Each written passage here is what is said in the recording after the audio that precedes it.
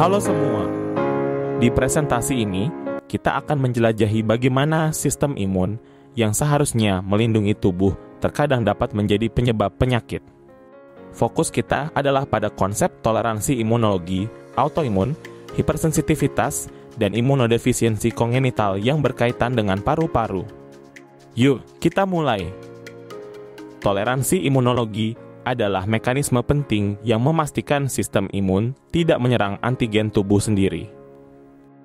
Ada dua jenis toleransi. 1. Toleransi sentral terjadi di timus atau sumsum tulang di mana limfosit yang berbahaya dihilangkan. 2. Toleransi perifer berlangsung di limpa atau kelenjar limfe untuk mengontrol limfosit yang lolos seleksi.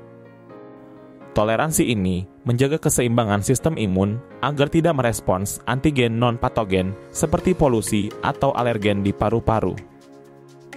Di paru, toleransi imun mencegah respons berlebihan yang bisa merusak jaringan. Mekanisme utama 1. Regulatory T-cells (TREGs) menghasilkan sitokin anti-inflamasi seperti IL-10 dan TGF untuk menenangkan respons imun. 2. Makrofag alveolar menghambat inflamasi berlebihan dengan molekul imunomodulator. Toleransi ini penting untuk mencegah inflamasi kronis akibat paparan konstan udara dan antigen di lingkungan. Autoimun terjadi ketika toleransi imunologi gagal, menyebabkan sistem imun menyerang jaringan tubuh sendiri. Ini bisa disebabkan oleh 1. Gangguan toleransi imun, yaitu limfosit yang berbahaya lolos seleksi. 2. Mimikri molekuler, yaitu antigen patogen menyerupai antigen tubuh. Beberapa penyakit autoimun yang menyerang paru-paru. 1. Granulomatosis dengan polyangiitis menyerang pembuluh darah kecil di paru. Gejala: batuk darah, sesak napas, dan granuloma.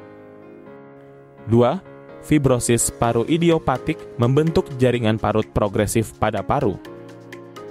Dipicu oleh sitokin seperti TGF. 3. Lupus eritematosus sistemik menyebabkan efusi pleura, pneumonitis, dan hipertensi pulmonal. Penanganan autoimun paru meliputi 1. Terapi imunosupresif, obat seperti kortikosteroid dan rituximab untuk mengurangi aktivitas imun. 2. Manajemen gejala, bronkodilator, dan terapi oksigen untuk meningkatkan fungsi paru-paru. Hipersensitivitas adalah reaksi imun berlebihan terhadap antigen yang biasanya tidak berbahaya seperti alergen. Contohnya, tipe I atau anafilaktik terjadi akibat mediator seperti histamin menyebabkan bronkokonstriksi, contohnya asma alergi.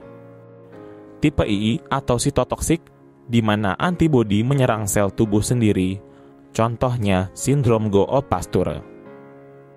Tipe I3 atau kompleks imun, yaitu terbentuk kompleks antigen antibodi yang mengendap di jaringan, contohnya pneumonitis hipersensitivitas.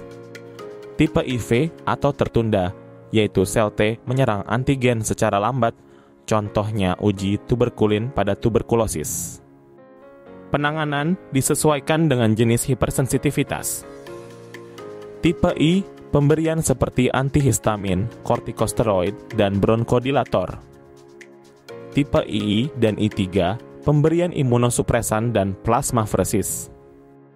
Tipe IV, antibiotik untuk infeksi bakteri seperti TB dan terapi imunomodulasi. Imunodefisiensi kongenital membuat tubuh rentan terhadap infeksi. Jenisnya meliputi 1. Defisiensi sel B mengurangi produksi antibodi, contohnya agamaglobulinemia Bruton. 2. Defisiensi sel T menurunkan pertahanan terhadap virus dan jamur, contohnya sindrom de Goerge. 3. Defisiensi komplement mengganggu opsonisasi, contohnya defisiensi C3. 4. Defisiensi kombinasi, gangguan pada sel T dan B, contohnya SCID. Dampak imunodefisiensi pada paru-paru. Dampaknya meliputi infeksi berulang seperti pneumonia bakteri, aspergillosis, hingga bronkiektasis. Kerusakan jaringan seperti inflamasi kronis menyebabkan fibrosis paru.